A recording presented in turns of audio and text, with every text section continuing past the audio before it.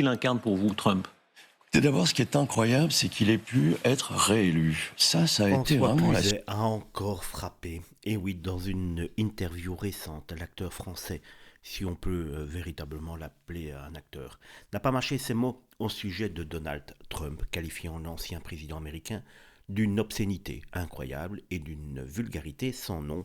Mais ce qui l'indigne le plus, sa réélection. Ah oui, les gens ont voté différemment de sa petite pensée personnelle et donc les gens ils ne comprennent pas pourquoi Donald Trump a donc été réélu. Un mépris affiché, visiblement stupéfait par le choix des électeurs américains, Cluzet, éternel donneur de leçons depuis son 6e arrondissement parisien, semble bien incapable de comprendre comment un homme politique peut être élu en dehors des cercles bien pensants de la capitale française.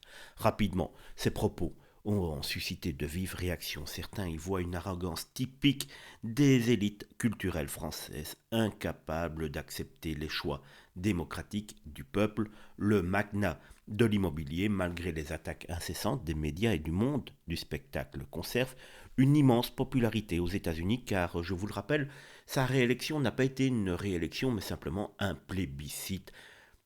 Malheureusement, François Cluzet ne l'entend pas de ses oreilles. Et après avoir déjà tapé sur bon nombre de ses collègues acteurs, le voilà qui s'attaque au président de la plus grosse puissance au monde, François Cluzet. Décidément, nous fera toujours rire.